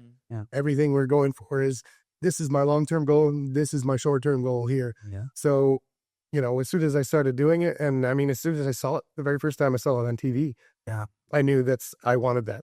I wanted a black belt in Brazilian Jiu-Jitsu. And the more I read about it and the more I learned about it, it was like, it's this coveted thing. This isn't a pay your $60 a month and you're going to get a black belt in Taekwondo. Yeah. This means you're legit. This Yeah. is not something that's given. This is something that's earned. Yeah. And then meeting your dad and immediately seeing that the things were not handed out. And it didn't matter if you showed up, you know, because I paid my dues even when I wasn't able to go. I always paid my dues with your dad, no matter what, because I knew how hard it was to keep things like that going in a small town. Yeah. So when I wasn't able to go, I paid my bill every month, regardless of whether I was able to be there or not. Yeah. And, you know, having a family, you know, and twins and stuff like that, and going through the things that I did at the beginning, buying a new house, everything, moving my family from one place to another. It was hard to make classes all the time and to be motivated with it. You know, that was my own worst enemy a lot of times. Yeah. Like, oh man, I could just sit back and smoke this here and, you know, eat some Fruity Pebbles and watch Lord of the Rings. That'd be cool. Yeah. Sweet night. You know, and I would talk myself out of it. I'm my own worst enemy like that. But Right. I can also be my best friend Yeah. in that category too. So Did you ever have a moment where you thought, man, maybe I'm not going to get black belt. Maybe I won't get there. yeah, I thought when your dad was going to close up, Yeah. and I was teaching the kids program, and he's like, you know, just come in here for a minute. He's like, we're going to close up. And that was my first question. Like, am I still going to get my black belt through you? You know, like, Yeah. because I don't want it from anybody else. I don't want to go to another school. I don't want to get my black belt from somebody else. I want it from you. Yeah. And because I know it will be earned from you.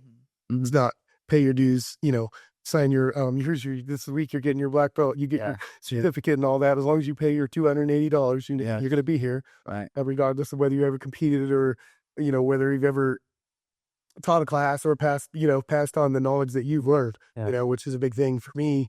And, you know, your dad's jiu-jitsu was, I want to see how much you absorbed by passing it to others, you know, by teaching. Yeah. And I think that's a great way to do it. And that should be part of your belt lineage, is to pass on the knowledge that you've learned. And that should be, you know, like the final stage in earning your black belt, you know, that you could teach a kid, or you can, you know, teach things, you know, to other people that you've learned. Yeah. Because if you can teach it, then you understand it. Well, it makes you better. Yeah. Teaching it makes you better. Because there were times where I was teaching classes and it was like, what'd you do with your foot right there? I don't know. Yeah. Let's Okay, figure it out. see my foot. Let's look at it. Yeah. You know, put a camera back there. Yeah. I go, well, you saw it move. It moved how many times? 7. Yeah. So I moved my foot 7 times from here to here. Yeah. That's small adjustments. Mhm. That's what we're talking about. The small adjustments all the time. Yeah. I needed to get that foot here, but if I move it from here to here, they can stop it. They can feel that momentum shift, right? If I move it here to here to here to here to here to here to here to here to here, then they can't feel it moving so easy. Yeah. So that's what I was doing. So it made me better at jiu-jitsu by teaching it. It's because I understood the way I did things. Yeah. Yeah. So all in all, you start training with our dad, and then a series of so many events happen. I mean, we were in different spaces, depending on the climate, the economic climate, and whatnot. And then our dad and us ended up moving to the Bay Area, but we were still coming down, teaching seminars, and you guys were still part of that lineage. All in all, from the moment you started to the moment you got your black belt, how many years was that? 11 years? Yeah. That's a long journey. It's a long journey. A long journey through of, I had surgeries and I had a hernia I had to get fixed and ended up having a knee surgery in there. I broke my ankle at one point. Yeah. There's a lot of different things that went into it, but, the end goal was always the same. And I thought that it should take that amount of time, I mean, knowing your dad and getting to know him more and more throughout the years, I knew that it was going to be a journey. Yeah. That's why that's why we have belts. Yeah. That's why there's stripes on belts. Some people don't really give that many stripes on their belts, or some people don't believe in it. I just think it's especially somebody like me, ADHD, like I got to see like some kind of, there has to be some kind of like marker on there. So, where am I at?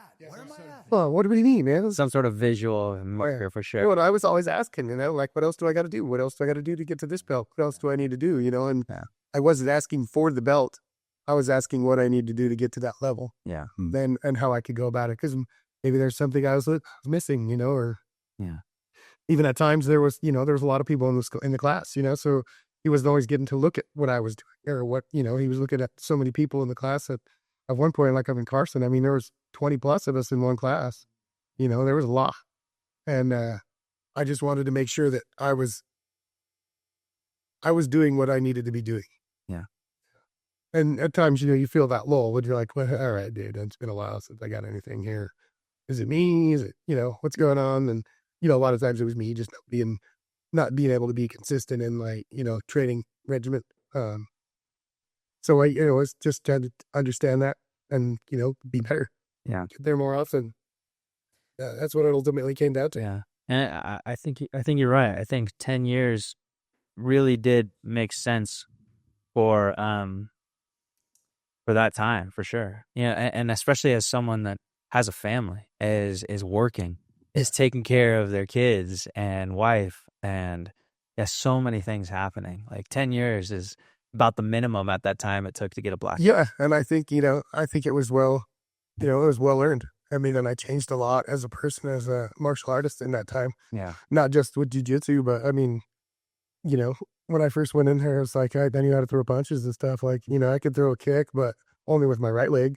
Yeah. Me throwing a kick with my left leg was like throwing a baseball with my left, right? Yeah. This looks stupid. Yeah. And, I learned a lot about that too through Kelly, and, just became a better martial artist in general. It wasn't just jiu-jitsu, but just as a more rounded fighter. Yeah. All together. I became a better person, and I think each and every portion of it helped advance the other portion. Yeah. So then the day comes, the black belt day. How does that day feel? What are you feeling leading up to that? I was nervous that day, and I don't get nervous very often. Yeah. So the only time I ever got nervous, like I'm never fighting, never competing myself, was coaching a fighter. Because I was their coach. I gave them, but what if I didn't give them all the tools they needed? What if I didn't, do this? That was the only time I ever second guessed myself. And that was like, as coaching with somebody. And then that day getting my black belt, it was like, wow, man, I'm nervous. Like, I know I got to teach a class here. I got to teach a move here. And my students all responded so well with it. It was like, you saw the dedication, and he saw the dedication I had to my team, my students, when they, was like, I said, what do we got right in here? And every one of them space, all at the same time. I said, we don't give space to our mom, even for what? Crispus, there's like, they understood how I was teaching, how I was talking, and why, and why a move wouldn't work or would work. It's like, at that point, it was like, I'm getting my black belt today. Yeah. I've earned it. It's there, and I deserve it, So I felt like it was like halfway through that day. It's like, this is where I feel good about it.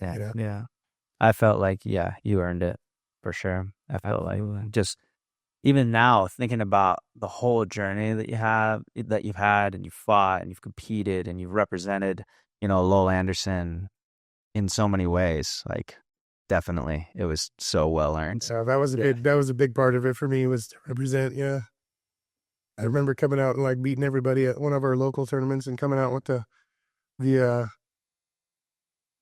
I won my division, and then I won Absolute as well. Yeah, and your dad was like, "And you represented for me out there today." Yeah, I don't remember like being more proud in the moment. Yeah, as a person, when he said that, I was like, "Wow, I represented Lowell Anderson today." I didn't say it; he said. Yeah. How good does it feel to be one of only 5 Lowell Anderson black belts? I feel like it's a prestigious thing. Like, there's others, people could go. And then there's sometimes where I run into people and they're like, "Oh, here's Lowell Anderson black belt." Yeah. You didn't have that many. There's 5 of us. And wow, that's something to be said. I've heard about Lowell Anderson. It's like you talk to somebody about it.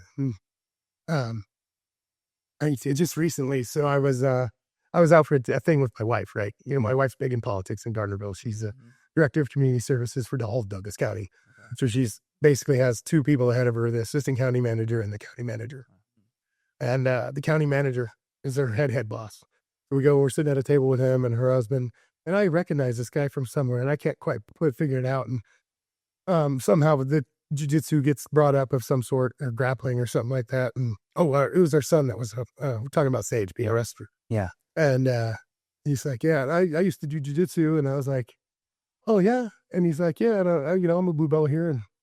And I was like, "Who's your instructor?" And he goes, "Well, there's this guy, I don't know if you've ever heard of him. His name's Lowell Anderson." I'm like, "Yeah." And I said, "I'm a Lowell Anderson black belt." He goes, "I knew I recognized you. You used to school me up when we were there. Like, he used to whip my ass all the time." And this is the assistant county manager's husband, where we're trying to just sitting down with for the very first time, or rubbing elbows with. And then this guy just ends up talking to me the whole entire rest of the time. Yeah. We kind of steal the show. But my wife was like, "God damn, I'm glad you had that," because I really had nothing to say. I didn't know what angle we were going to get it, but then it ended up being jiu-jitsu. Yeah. And guys like, "I knew I recognized you, man. You used to be bigger though. I'm quite a bit bigger than you are now." I was like, "Yeah." He's like, "I remember you just used to kick my ass."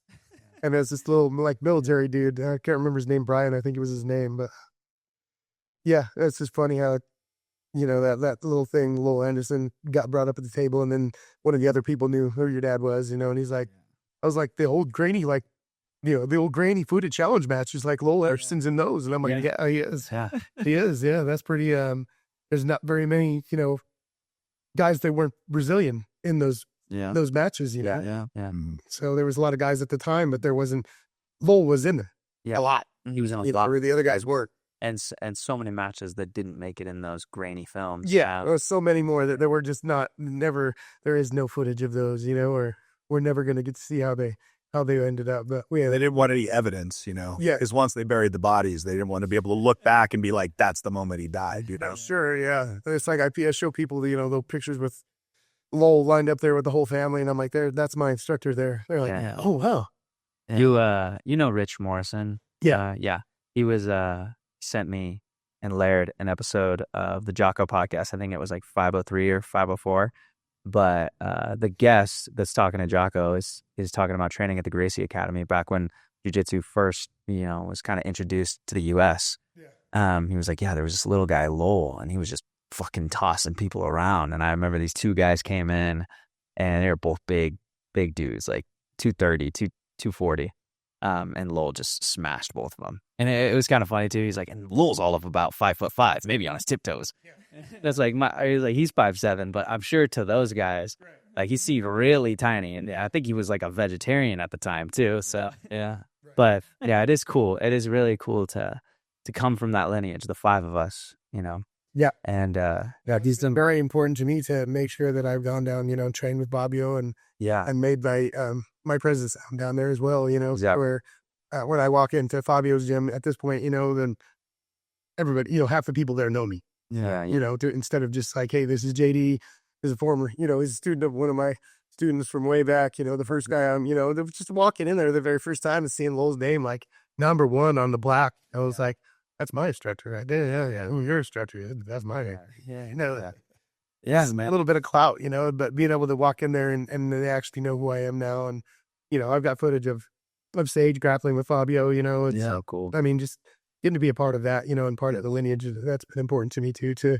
not just experience it on his level, but to make sure that he knows his students are I'm known in your instructor's circle, Yeah, and it's not diluted, it's not like this black belt got his black belt from him, and then it was passed down to this guy, and then, and that's my coach. We could directly trace back our lineage to the source. Elio Gracie, Hickson Gracie, Hickson, Fabio, Lowell, us, which is that's one of the most direct lineages that you can hear. Yeah. Nowadays. And now, here, this is the 5 that came before me. Yeah. This is that many people came before me. Yeah. That's 12, 13. Yeah. Second cousin, twice removed. This is the 5 that came before me. Yeah. Sounds very biblical. Lowell Anderson begat.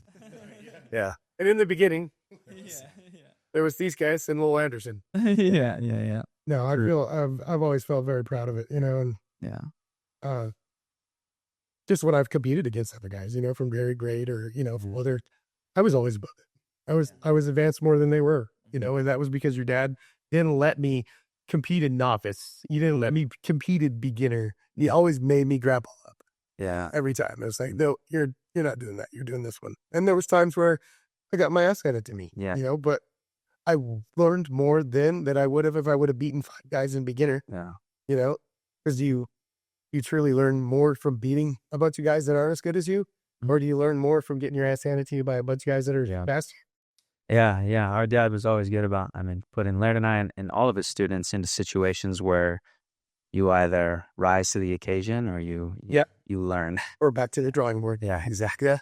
Yeah. I remember there being a time where I was frustrated with it, like, let me go in and fucking mop up chop for once. Yeah, Please. No, you're doing it for me. Okay, you're right. There's always a harder way. There is There's always a harder way. Maybe so much better at competing. Yeah. And so much better at dancing, but I think your dad, he saw that there was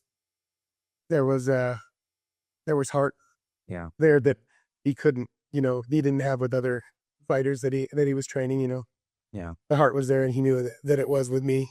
Yeah, absolutely. I think it's special for Laird and I too, talking about the lineage that, we have our own academy now, and eventually we'll have black belts underneath us. And for them, our black belts, to know the lineage is something really special. That's really cool because, it can be a large map to trace back nowadays, and something about being that connected to the source of jiu-jitsu coming into America and then receiving your black belt from us. I'm really excited to have those moments, man. Being able to save like all those little videos and stuff and the pictures that that come up once in a while of your dad in there with the Gracies, and I keep all that stuff. So, when I'm explaining this to people, I can give them a visual aid of, here it was when our instructor started, when my instructor started, to where I began, and there's not a bunch of riffraff in the middle of it. This was then and this was now. And there hasn't been a whole lot of them, and that's because you got to earn it. It's not going to be handed out because you paid your dues. It's not going to be handed out because you paid for your belt. It's going to be handed out because you earned it. Yeah, absolutely. Did you have something you want to say? Or? Yeah, I kind of have a question that, almost rounds out this whole black belt conversation. Is just, what do you feel like is the requirements of a black belt to the jiu-jitsu community? Like, what do you think it is that we are almost required of, you know? Like your citizen responsibility. Yeah, like a responsibility as far as like being a black belt, you know, and the growth of jiu-jitsu or just jiu-jitsu in general. Well, I think you're an ambassador of the art Yeah. in every way, you know, to being polite when you order things, you know, at a store, stuff like that. I mean, it's not just in the gym. It's not just on the mats. It's everywhere you go. You're an ambassador of your art, and your art teaches you more things than just how to beat people's ass. It teaches you self-control, teaches you, you know, not predicting the future, but being able to predict patterns and, you know, different things. So I think being a general ambassador of your art is just basically an ambassador of your name, of who you are as a person, you know, should go along with your lineage here.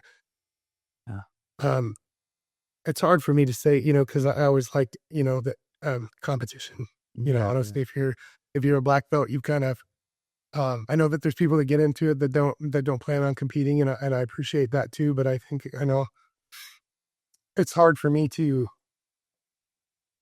it would be hard for me to give a black belt to somebody that hasn't competed or hasn't put themselves in the fire. Put themselves in the fire. Yeah, put your money where your mouth is, kind of thing. If you want this and you've earned it, and you're a part of it, then you have to have like show me what you can do. Yeah. Outside of your gym on the mat, you know?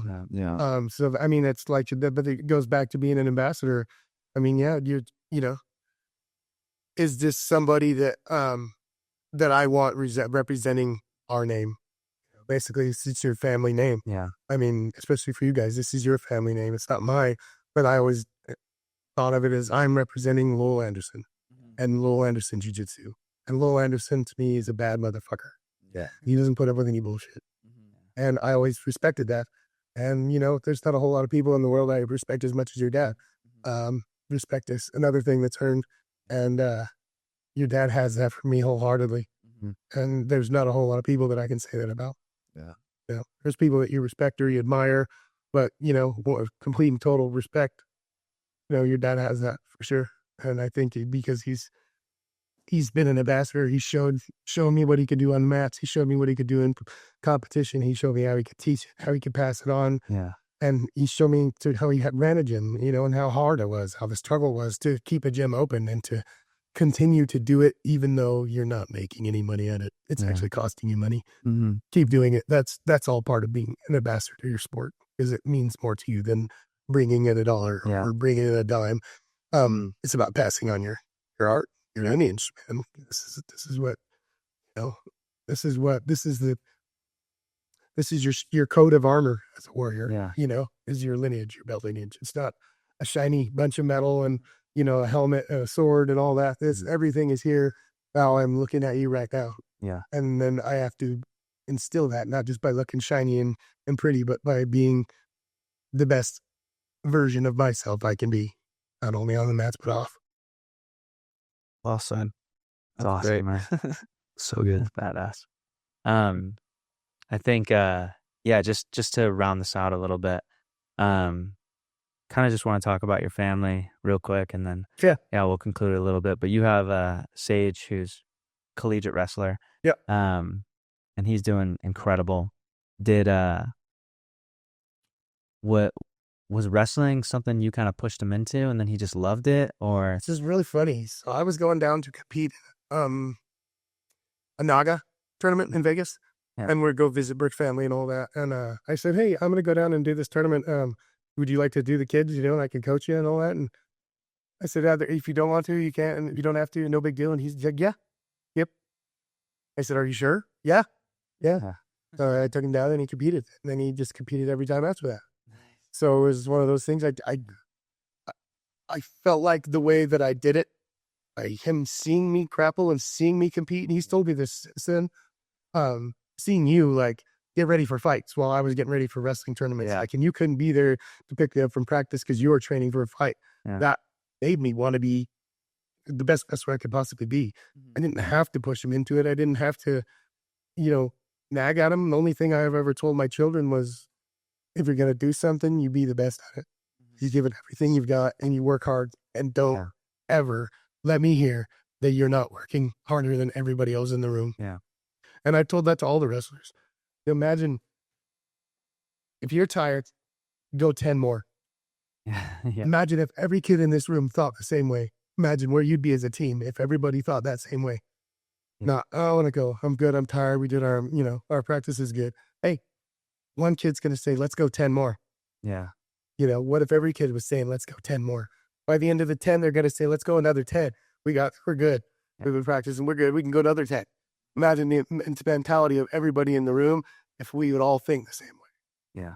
So the thing I told my kids about it was, period, don't ever let anybody work harder than you. You don't have to be the fastest. You don't have to be the skinniest guy, right? Yeah. You could have you're going to go home and eat a cheeseburger after this. We all know that. But don't slough on the mat. Yeah. Give it everything you've got. Always outwork everybody. And when you think you're sick and you can't go on, push a little bit harder. And I think that's why I was always successful in my fights, because if I thought for a second anybody might be working harder than this, I'd stay another half an hour. Yeah. Yes. Why not? And Sage does the same thing nowadays. He finds somebody that'll train with him on the days that they're not training, or the days they're not allowed to train. Yeah. Because they're only allowed to do X amount of days or whatever, X amount of hours a week. But they are allowed to go do things on their own. So he finds somebody. They got the back window of Jimmy rigged in the wrestling room. So the coach knows it. He's all, the guys got the window over there, jerry rigged. You can just climb in and out of it. So there'll be guys in here at 2:00 in the morning wrestling each other. And he's like, that's what I can't lead a practice more than 8 hours a week at this point until season starts. Then they can do more. Yeah. But he said, but that doesn't mean they can't come in here and work on their own. Yeah. So they do, and the toughest ones are going to be like that. Just outwork everybody in the room. Yeah. Nothing else. Outwork everybody in the room. Yeah. Absolutely. That's awesome. Yeah, that's great. Are we good on time, Ty? You got to, Yeah. No, I mean, we're an hour 46 and the longest podcast. Yeah. Oh, By far. well, you let me you let me talk. That's a great thing. Yeah. All day long. Yeah. Well, yeah, I feel like there's some other stuff that maybe we could say for another podcast, but yeah. Hey, maybe we can bring Sage in or something on that. Oh, that'd be cool. Yeah. Sage is a blue belt. Yeah. And Anderson Jiu-Jitsu, so and a college wrestler, so Yeah. maybe we can bring him in, Thanksgiving or something like that. We'd love to. Yeah, that'd be awesome. He's wrestling at Cal Poly Humboldt. And yes, he's wrestling at Cal Poly Humboldt, and then I saw the tournament schedule. He's gonna be at the TOC. He'll be at TOC thing in December. Yeah, so we'll go watch that. We'll try to bring out the all ground crew to support. That'd be badass. That would be awesome. Definitely. Well, from me, I'll let Laird say some things, and then maybe Ty. I just want to say I really appreciate having you on, JD. Thanks for having me. Your story is amazing. I know there's stuff that we didn't even get a chance to cover, but I felt like there were so many gold nuggets, and you have incredible values, and you've passed that on to your family, and yeah, you inspire me. Always a work in progress, right? Yeah. Keep on polishing. Yeah. Yeah, no, I feel the exact same way. Thank you so much. Thanks for coming on our podcast. Thanks for having me, guys. I appreciate it. Yeah. Been fun. You're just we always talk about adversity and getting through adversity and how it can shape your life and how it could change you for the better. And I think you're a great example of that. So I'm excited for people to listen. Yeah. Yeah. I feel like a lot of people think that getting through life, appearing to not have pain and struggle is important, but I mean, real people, everybody has pain and struggle. Everybody does. And if you just say, hey, man, I make mistakes, I have pain, trauma, I struggle, and you own it and you're honest with that, and you don't try to hide that stuff necessarily. I mean, obviously, you want to put your best foot forward and be a good example, but I'm just saying, be real. And you are a very real person. I think that's probably why you inspire your kids and why you inspire your wrestlers and us. Thank you. Yeah. Appreciate it. Yeah. Thank you, JD. Blake Parker, train harder. It's the all-ground